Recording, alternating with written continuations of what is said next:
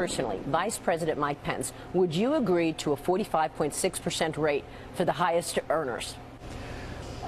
I support the president's commitment to keep the top marginal rate at 39.6%. And we're going to continue to drive toward that because the president wants to see marginal rates lowered on middle-class Americans, on working families.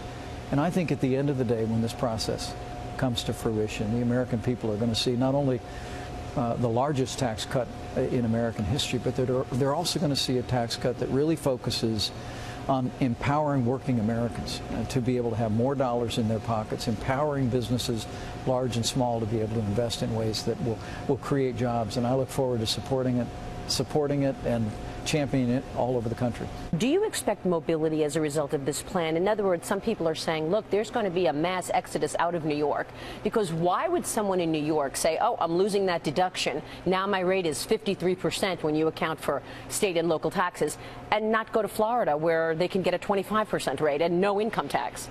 So do you think people will leave some of these high state taxes? Eventually, will the elimination of that deduction pressure governors to make change? Well, that'd be a good question for economists, and the simple fact is that there are some very high tax states in the country that have benefited by those deductions in the past. But I think what the president wants to see us do is look for ways that we can simplify the tax code, that we can lower taxes on working families. And let me be clear, we think the House bill that was unveiled last week is a great start. We look forward to the introduction of the Senate legislation in the next several days. But as we go forward, the president's focus here is all about jobs. It's all about the middle class. It's all about making sure that people have more dollars in their pockets, businesses have more resources, and a growing economy, I believe, is going to benefit people in our big states, in our small states, and everywhere in between. Let me ask you about the road to passage. Right. Can you identify any Democrats who will vote yes to this plan? Well, I could tell you the president and I continue to be hopeful, and we continue to reach out in a bipartisan way to leaders in the House and in the Senate. Look, when you look at when President Kennedy passed historic tax cuts, when President Reagan passed historic tax cuts, those were bipartisan bills. President Trump has been meeting with, breaking bread with Democrats in the Senate and in the House, looking for ways that we can go forward together. But we want to go forward in a way that reflects President Trump's framework for tax reform. It's focused on the middle class. It's focused on job creators and businesses having more dollars to invest and create jobs.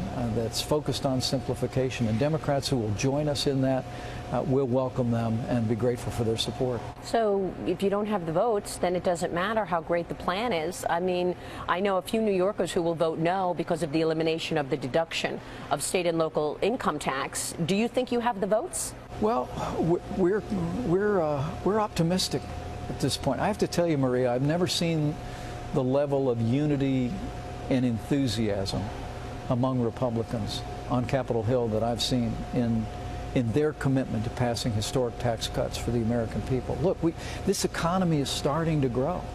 I mean, even despite the hurricanes and the wildfires that beset areas of our country in the last month, we still saw more than 3% growth in the third quarter, following on 3% growth in the second quarter.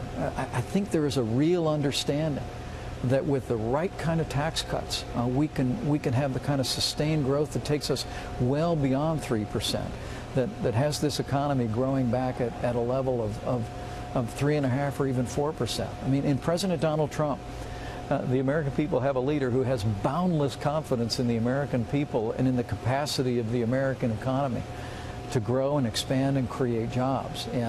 And that enthusiasm and that unity gives us great confidence as we move forward in the House, move forward in the Senate, and into negotiations in December, that before Christmas, President Trump is going to have historic tax cuts on his desk and be able to sign them into law.